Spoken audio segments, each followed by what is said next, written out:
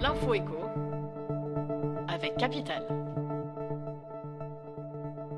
L'appel du jour est lancé à l'Europe par le secrétaire d'État auprès du ministre chargé des Affaires européennes.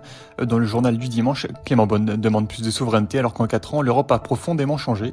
Elle doit désormais être capable d'assumer son statut de grande puissance, estime-t-il. Les Européens ne tendent plus la joue quand on la gifle, souligne au passage Clément Beaune. Revenant sur la crise des sous-marins qu'il qualifie de camouflet européen, le secrétaire d'État pense que les Européens doivent prendre conscience que leurs intérêts se définissent à Bruxelles et dans les autres capitales européennes, pas à Washington. Le chiffre du jour, 0, c'est le nombre de cas de Covid-19 rapportés au Turkménistan.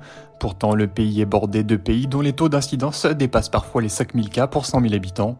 Des activistes tentent de démontrer le contraire, faisant état de nombreux cas de Covid-19. L'ambassade des États-Unis à Ashgabat avait parlé de nombreux citoyens locaux ayant des symptômes ressemblant à ceux du Covid-19. Ils auraient même été placés en quarantaine 14 jours. Mais le gouvernement a qualifié ces informations de fake news. En juillet 2020, une délégation de l'Organisation mondiale de la santé s'est rendue sur place, ne confirmant pas de cas de Covid, mais se disant préoccupée par un nombre de cas importants de pneumonie et d'infections respiratoires aiguës. L'info pratique capitale, à Béziers, vous pouvez désormais payer en monnaie locale, du moins le personnel municipal pour l'instant. Le franc biterrois a été lancé avec un objectif clair pour la ville, soutenir le commerce local et inciter ses employés à consommer dans le centre-ville. Béziers souhaite proposer la monnaie aux employeurs et aux particuliers et touristes dans les mois suivants, et d'ici la fin de l'année. Jusqu'alors, 260 commerçants ont accepté de participer à l'opération.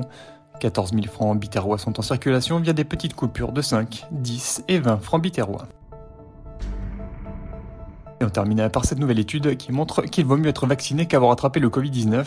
Le CHU de Toulouse a publié ses résultats dans la revue scientifique Journal of Infection. Ceci montre que la vaccination apporte une plus grande protection qu'une contamination naturelle au Covid-19. Après l'injection de 2 doses de vaccin et 15 jours après la dernière, aucun individu ne présentait de concentration faible d'anticorps totaux. Ils étaient donc tous protégés à minima à 89,3%, a-t-il été prouvé. En outre, 79,3% des personnes ayant eu le Covid et n'étant pas vaccinées présentaient un niveau de protection contre une réinfection de seulement 12,4%. C'était l'info écho avec Capital.